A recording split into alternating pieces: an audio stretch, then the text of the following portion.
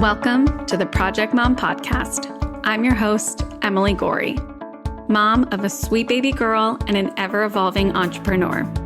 On this show, we will explore the intersection of motherhood and entrepreneurship. We will share stories of moms just like you and me with the goal of fostering community and comfort in knowing that we are not alone in our experiences. Please take a moment to subscribe to the podcast wherever you listen to ensure you get all the updated episodes and releases.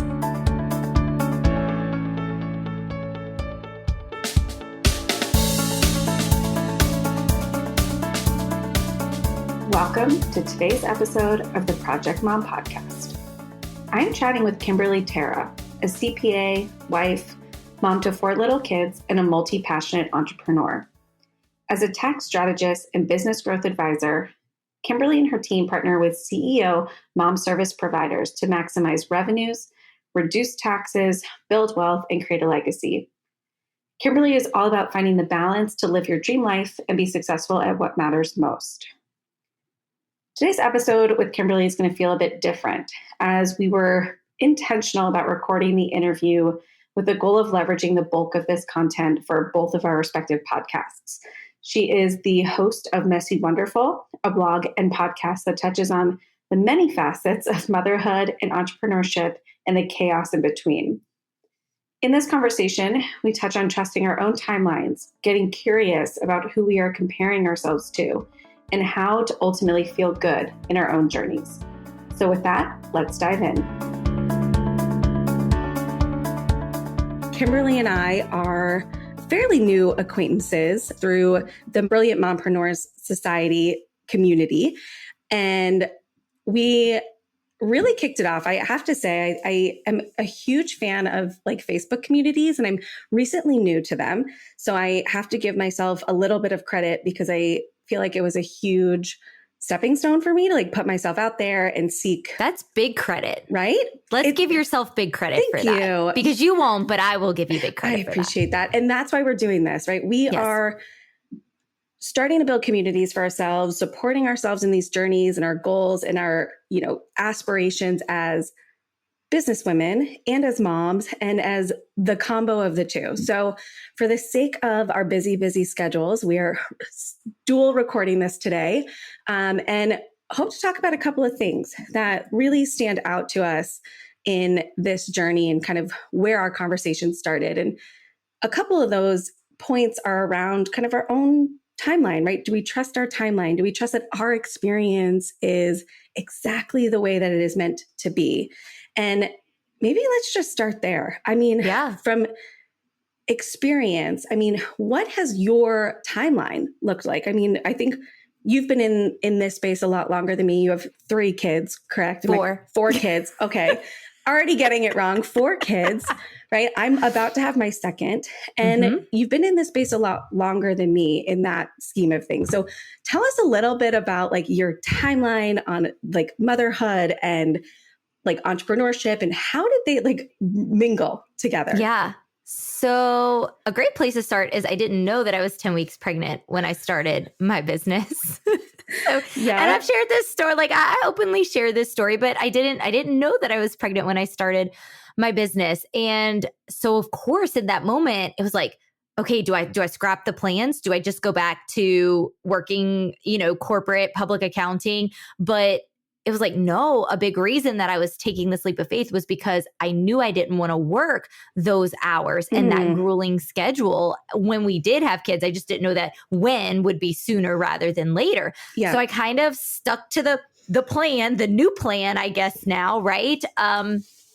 And kept the faith. And so here we are 7.5 years later. Our oldest is about to turn 7 as well, right? So I kind of joke that I've been growing a business and growing a family at the same time.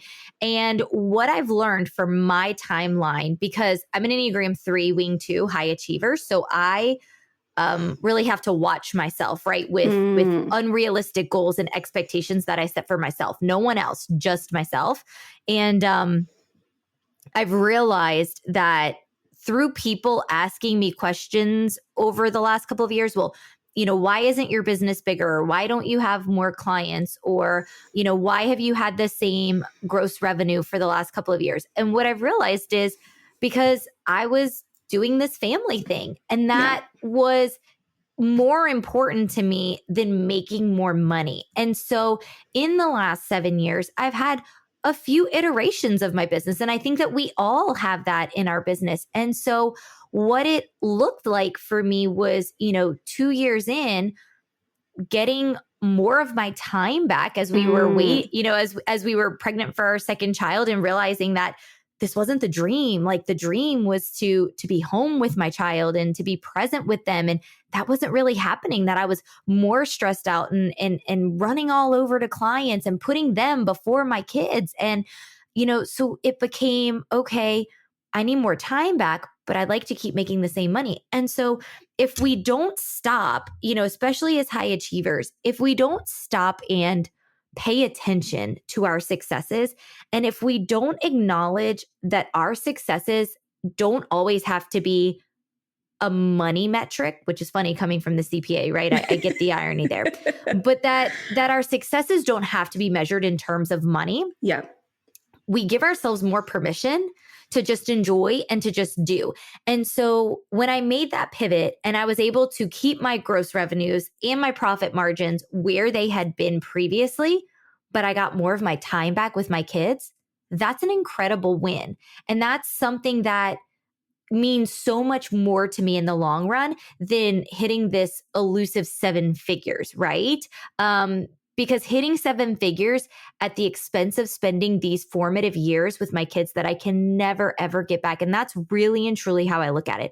I have 30 plus more years to work. I'm not a person who's going to sit idly. So people talk about passive income. I want some passive income, but I'm also still going to work because I just don't sit and do nothing. So I have 30 plus years to work and make money. I get 4 years with each kid before they go to pre-K. That's it. That's all I get. There's no redo on that. I got years to redo the money. I don't have years to redo this time with my kids. And so I think that that's been the perspective that has sort of dictated my timeline for my business and my life, and just keeping those perspectives. And so now, our baby's 15 months old, and the 3 big boys go to school from 7:50 to 3:15. It is glorious that they go to school all day. And I do have a little bit more time, not a ton, honestly, but I do have more time. And so I am leaning in and making some strategic moves and some marketing moves in my business because it feels right, because the time feels right for me now. So I think that kind of how I want to wrap up my timeline is, it's not all about the money. Don't worry about what everybody else is doing. It's so important to make your business work for you and your family first, and let everything else, you can't let your business go by the wayside if you're depending on the income, right? We are not a 1 income family with our student loans and 4 kids and tuition and all the things. We're not a 1 income family. But there came a point where it was like, you know what? I'm serving my clients really well. My business is providing what we need for our family to contribute to our family. And the rest needs to be spent on my kids in this crucial time that I will just never get back. And that has been the guiding light for me in my timeline. I love that. I think such a huge piece, it's really resonating with me, is the success doesn't have to equal money, but there's still a priority for you or a value to you in having this business, right? So it's not about maybe being, primarily being the sole income, because right, you said it, you're a 2 income household. Like there's a lot of factors that go into what success looks like. And I talk a little bit about this too in another episode of kind of what is the baseline for you, right? For your business and for your timeline. And I think about myself in particular. So I started this entrepreneurial journey prior to my daughter being born, but I took a 100% pause when she was born for the first year of her life, and completely pivoted after that year. A whole lot of realizations happened. I realized what I was doing was not kind of the path I wanted to take. Right? Absolutely. They change things. And that's why I don't really, I don't encourage other moms to follow women who aren't moms. And it's not because they're doing anything wrong. It's not because that they are doing incredible things. But the reality is when you become a mom, your life changes and it's not about you and your business anymore. And so that's why like you can't hold yourself to those standards. Absolutely. And we'll definitely touch on that because I think, right, the expectation of what that woman is doing over there versus what we're doing over here does play a big factor. And I think, right, when I think about the personal experience I've had, it's for me, we are a one income family. I'll be transparent about it. And that we are blessed and lucky to be able to do that at this current stage of our lives. At a second baby, I'm not sure if that's going to continue to be the case. But, so that's a blessing that we have. But for me to start this business, to continue to have this business is a personal motivator. So for me to pause ambitions or aspirations that I've had is really a not negotiable for me. Like I can't and won't do that essentially. Yep. And I tried to do that with my daughter when she was born and realized the hard way that a lot of resentment shows up, a lot of frustration shows up, a lot of sadness comes to the surface. And I know for me, and I can imagine other women who are starting this journey or have a business and then add motherhood into the factors here, that becomes a big question for them. I should want to be at home with my kids all the time, but I'm missing a piece of me. And for me, that was a big piece. And I really honor our own unique timelines because I also have to trust that in time, this business will provide me the financial or monetary successes that I would love for it to have.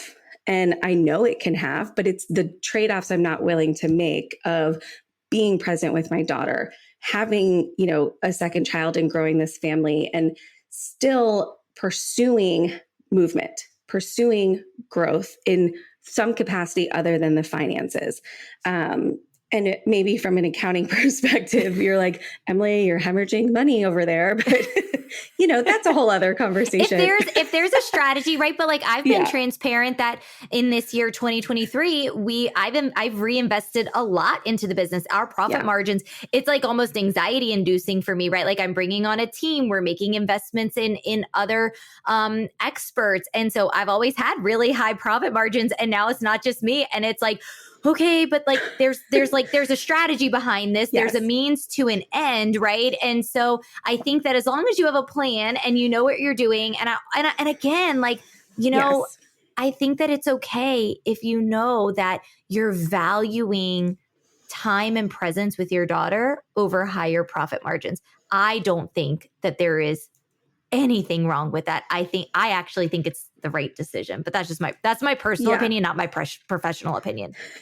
I love that. I mean, and that right there, it shows that there is a line, a distinction between the two. And if we can honor both of those, we should ideally be able to find in each season, right? Because the different times of our lives will call for different actions and choices of, from ourselves. But I think if we can ultimately honor the distinction between where our priorities are lying, then we are going to make the right decisions for us in those moments. And I agree.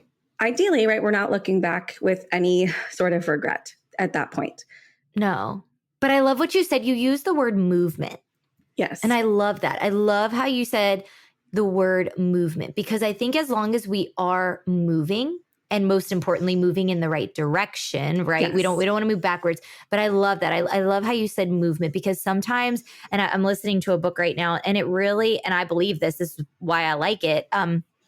It talks about like when we are comparing, we're just comparing ourselves to where we were before. And so, if you've grown 10% from last year, that's movement. That's movement in a positive direction, right? Who cares that somebody else grew 50%?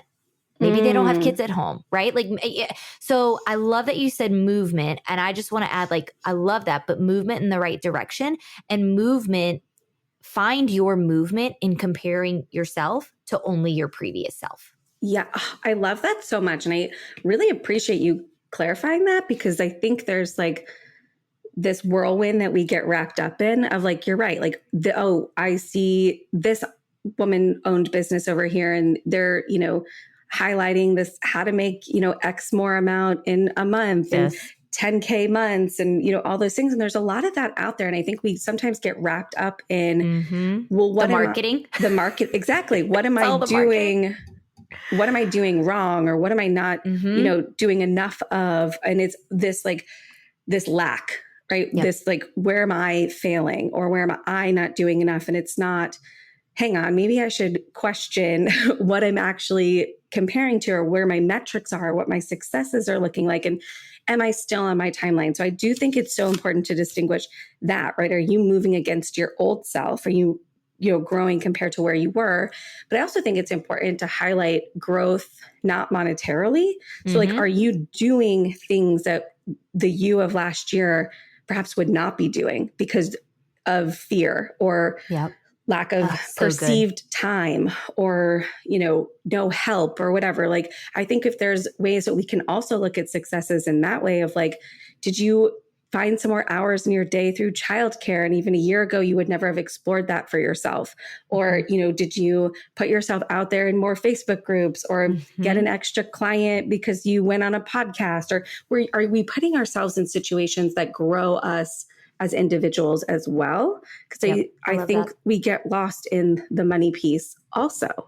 Yeah. I love that so much. And that really resonates because obviously I've got the money kind of on lockdown for me. Right. But the, that putting yourself out there really speaks to me because that's something that I've really worked on this year. And when I do reflect back on that, it's yeah, Kimberly, you've done a good job. I have to remember to pat myself on the back and be you've done this. Even if we're on track to hit our financial goals, but even if we don't, I'm so proud of myself for getting out there and being on podcasts and just commenting on random people's posts that I don't know and saying, hey, I think that this could work. What do you think? Right? That, that takes a lot if you're fearful of it. And so I couldn't agree with you more, just giving ourselves the grace and acknowledging how far we've come in not only the financial sense, but in those boundaries, in those fear moments, all the things. Yes. And boundaries. Boundaries. I feel like those are a big one that we don't give ourselves enough credit for because sometimes with boundaries, right, we have to enforce them. So we are fully in charge of the boundaries that we set, even if we communicate them. And that's a big thing that I talk about a lot of people can know your boundaries, you can communicate them left, right, and center, but they will get crossed and it is up to us to hold them.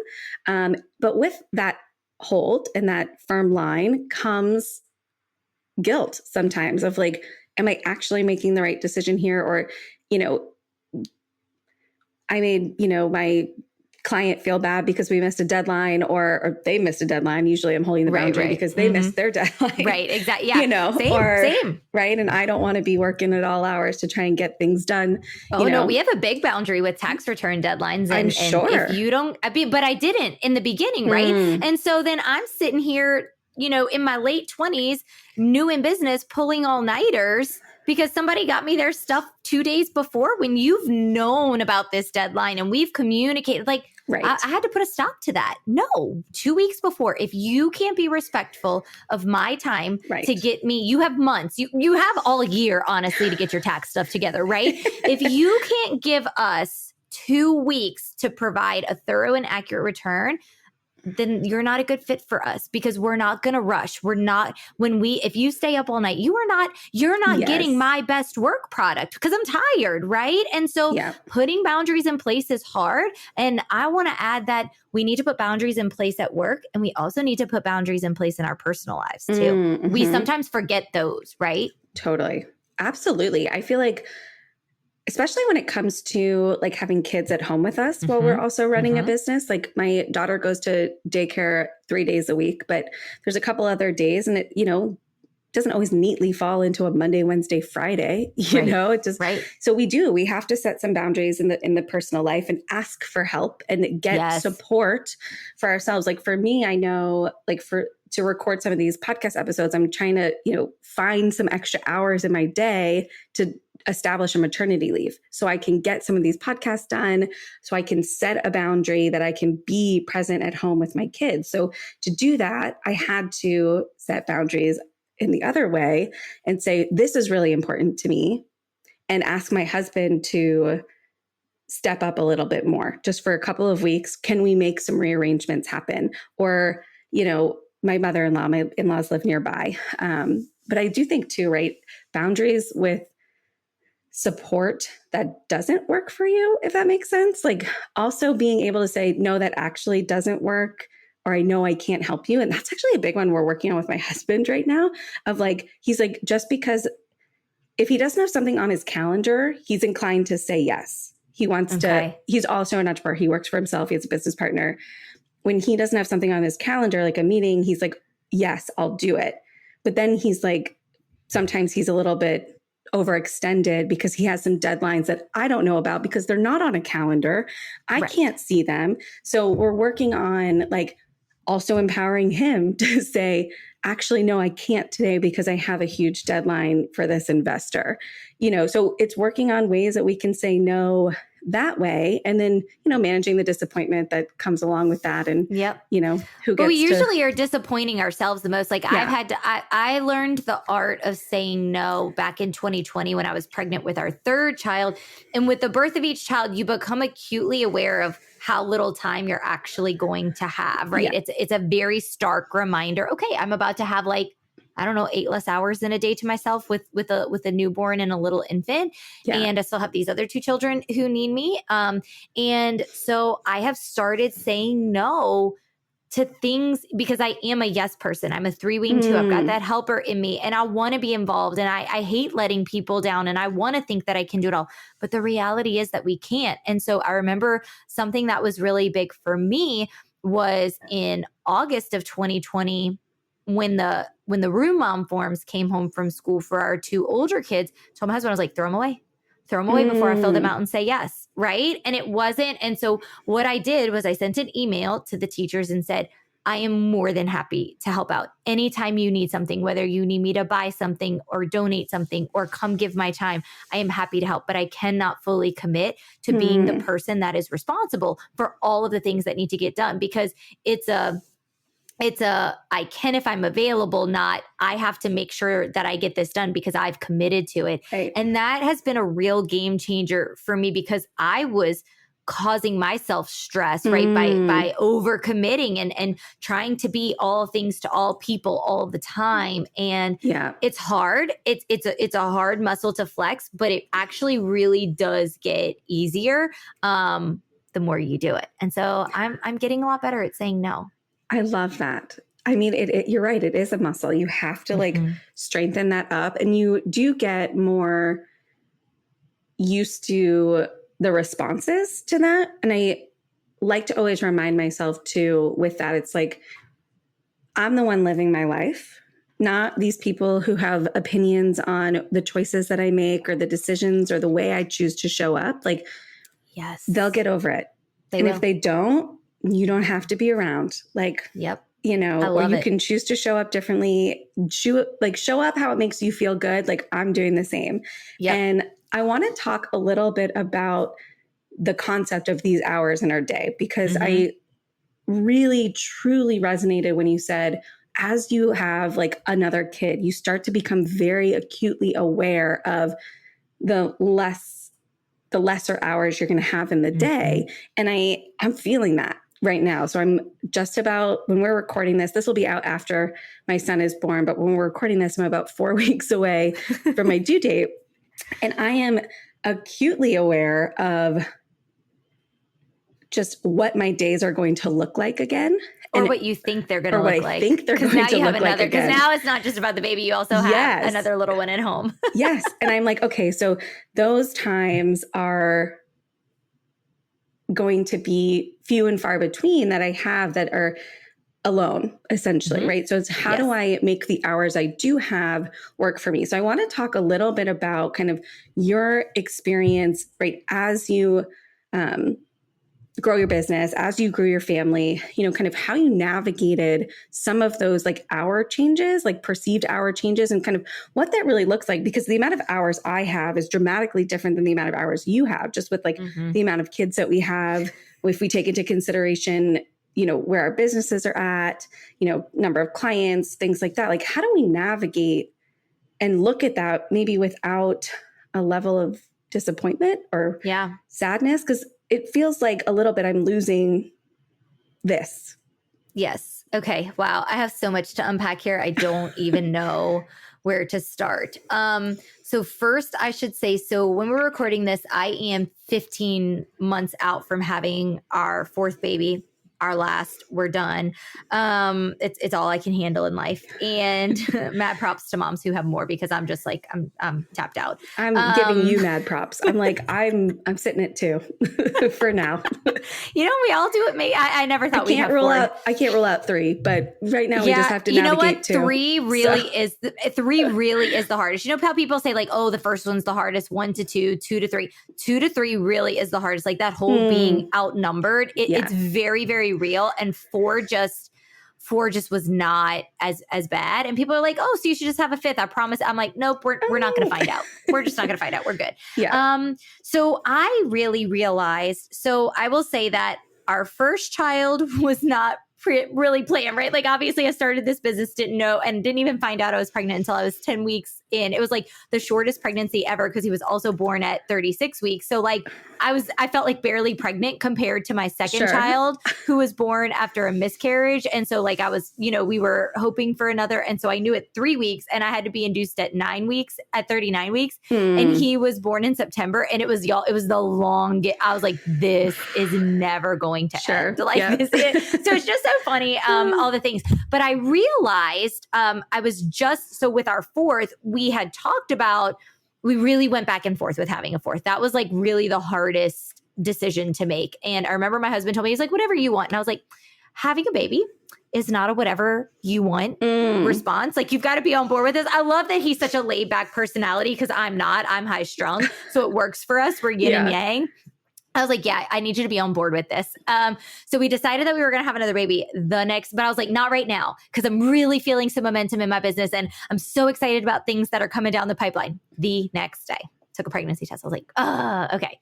So here we are. Decision made. Yeah. Decision made. And thankfully, like we were, it was all good. Yeah. But I was like, dang, I was really hitting that momentum. And so here we are, I guess 2 years later now.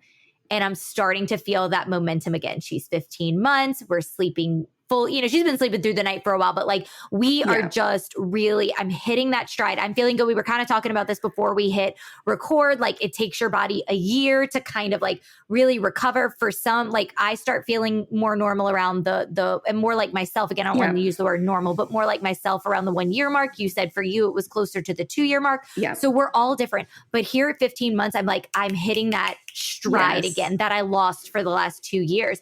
And like you mentioned, that's really hard because I am very personally motivated as well. I'm a highly motivated person. I love the work that I do. Like sometimes I have to be like, Kimberly, it's 4:30. You said you were going to go downstairs at 4:30, turn the computer off. I really, really love what I do. And so sometimes it is hard to say like, I need to stop working because I need to go be mom. What a blessing it is to be mom. So after saying all of that, the next thing I want to add is it's a juggle and it's a circus around here. There really is no balance. Sometimes we've been in a season, I feel like for probably the last like 3 years since having the third baby, not so much the first 2, but like almost just trying to survive sometimes. And there isn't as much structure to my workday as I would like. And, sometimes I really just feel like I'm just making it happen and I don't even know how to explain. But like I feel like a lot of moms, like I had a newsletter go out a while back that talked about mamas make miracles.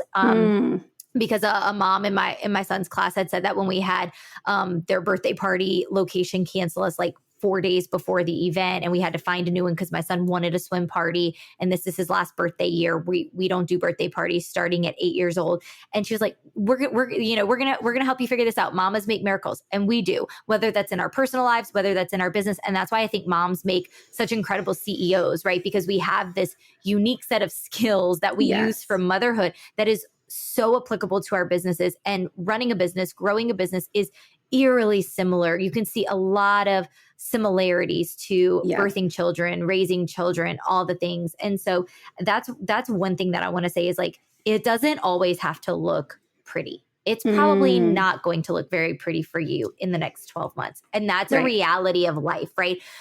So for me, a lot of it looks like getting up before the kids wake up. So I'm in my office at 5 a.m., 5:30 a.m., getting my work day because I can get a solid hour of uninterrupted work in. No kids are interrupting me. No emails are interrupting me.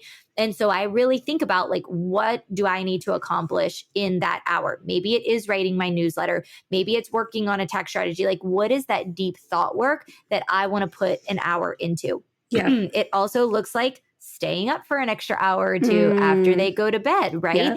Because I'm really realistically, especially we didn't have childcare for our daughter the last year that we had her.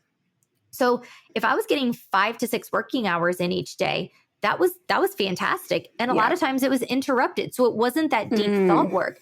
And so I think that we just need to accept that time blocking and picking your top 3 priorities and all those kind of BS things, if you ask me, aren't going to work for us as CEO moms, especially if you're a CEO mom with little ones at home. It's probably just not going to work. You know how we say like in the beginning, like you're just surviving with a newborn, like you're kind of just going to feel like you're surviving in your business too. And that's okay. Like it's know that it's not going to always be that way, right? Like you're not always going to be just like, you know, the newborn feedings during the night and the cluster feedings and all that. It's not going to last forever. This schedule and this juggle that you feel isn't always going to be there in your business either. And so giving yourself grace to say, I'm doing what I need to do right now to get through it. I think for me, as long as my clients were served well, that was all that mattered. And nothing else really mattered in my business. And that's why we weren't marketing and we weren't spending a lot of time putting SOPs in place. I was just getting it done, right? Yeah. But now I've come up for air and I'm past that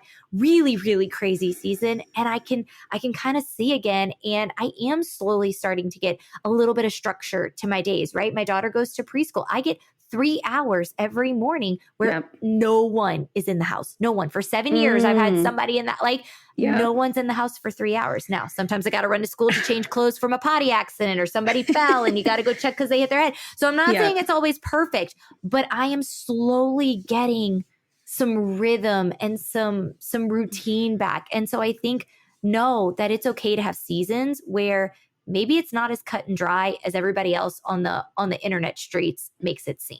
Yeah. I really, really appreciate that because I think there's all these hopes and dreams that we have to have like set working times and set family times. And there should be a way that we can find harmony between the two. And I love the analogy of you're with a newborn, right? I mean, I will actually be with a newborn. It won't be an analogy for me, but if we think about it, right, our goal really for the first year of life is to help this child thrive, right? It'll be crazy overnights, maybe a couple times a night, feeding journeys, sleeping journeys, developmental journeys. You know, we're just trying to navigate the day-to-day with a newborn. And I think it's so refreshing to think about our businesses in that way of like, and obviously, I think every situation is unique. So, you know, everyone should explore their own, you know, kind of environment for if this is feasible. But for me, it's like the success for this business in the next year alongside trying to help my newborn thrive is just to keep this business alive, right? Is like, what little things can I continue to do to keep the door open? Because for me, that's vital, right? For that is an identity piece of me. It gives me joy. It gives me light. It finds, you know, allows me to find pieces of myself that I kind of get muddled in. Yeah, I get muddled in the middle of the night. Yeah. I mean, I think we have to admit that, right? That like it's okay to say that I need more than just being a mom. I think there's this thing out there that like it's supposed to be enough to be a mom. And look, if somebody made me choose and said you can only pick to be a mom or to run this business, hands down, I would lay down and pick my kids and being a mom. Yes. But I don't have to choose, and I don't want to choose. And I don't want to keep apologizing for saying I like to work and that this is a part of me that I need to feel whole and to feel like a better mom and wife. Yes, absolutely. And I think, right, if we can embrace that piece and remove some of the shame and the guilt that comes along with not wanting to choose, right? And you're right, we don't have to choose. That's the blessing of the situation and experience that we're building for ourselves. And everyone can build that for themselves. I'm a huge believer in that. And I think if we can use that reframe, I'm going to use that reframe of like, what little things, and if it's not every day, like, take the pressure off. You know, for me, it's like there, at least through this maternity leave, there's like no active client work that's happening. So it's like, what little things can I do this week? Oh, I have maybe 40 minutes, like maybe, you know, who knows what his sleep schedule is going to look like, you know, on Monday, Wednesday, Friday. My parents will be staying with us for a couple of months. So like, you know, they'll be a huge support team. So being able to like find ways to still give myself that sense of identity is my success metric. It's not, did I sign a client? It's not, did I record a podcast? It's not, you know, did I do an hour of uninterrupted work? Like for me, that metric is going to have to be, did I find a semblance of me in what I chose to do in that time that I did have? And I think that's the huge piece. And it may just be reading a book or, you know, talking with a friend or, you know, whatever it is that works for us. If we can find those revised success metrics and still give a semblance of us a chance to show up, like that's when we're going to be the best person for our families, for our business, for, you know, those around us in our communities. So I am hopeful that will start to happen in some capacity for me in the next couple of months. But, you know, we just have to see. We have to see how it goes. I love how you said that. And I think that the difference is because, you know, like I don't hide the fact that I worked during my last maternity leave, but here's the whole difference. So I only got 1 week maternity leave when my first child was born. He came 4 weeks early. So it was unexpected. I had only been in business for 6 months at that point, and I hadn't gotten everything prepared. So I really, unfortunately, did not have a choice. And so my last maternity leave, each one got a little bit longer because I had learned and I had put some things in place. And so I actually got 9 weeks of maternity leave with our fourth child. And I worked hard to get to that point, right? To set that up and to prepare for it. And I wasn't client facing at all. No one was expecting anything from me. I was also lucky that it was during the summer, which is, you know, we kind of planned our children to not be born during the height of tax season because that would not be very good for me. But I kind of like you, I chose to work because that felt good for me, whether it was sitting on a 1 hour, you know, I've told the story. I sat on a mastermind call for an hour. Vivian was 4 days old. She grew up on this mastermind throughout over 12 months, right? It felt good for me. And I also got to sneak away from the other 3 crazy kids downstairs, right? Like I got to come sit in my office, just snuggle in my little newborn baby, talking and being Kimberly and engaging my mind, even though I was physically resting and physically cuddling my newborn baby. And that felt good for me. And that might not feel good for you. And if that doesn't feel good for you, do not do that, right? But that felt good for me. But the difference, Emily, was that I didn't have to do any work. And that was such a different feeling from the first go round where I had to get work done. So for that maternity leave, it was, I want to be on this mastermind call. I want to start thinking about the back end of my business. I want to refine our offers. And I'm going to spend 60 minutes right now thinking about that. And so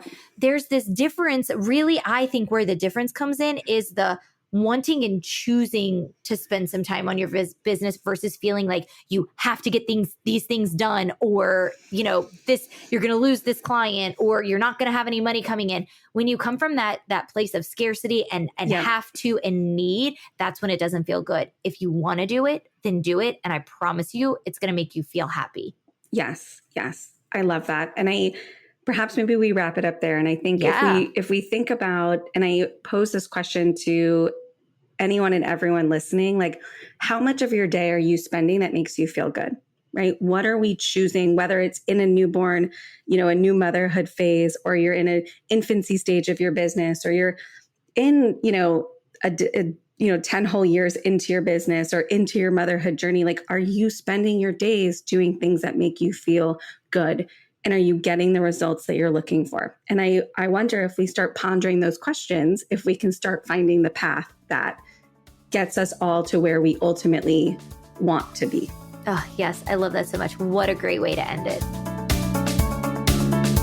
Thanks so much for listening to today's episode.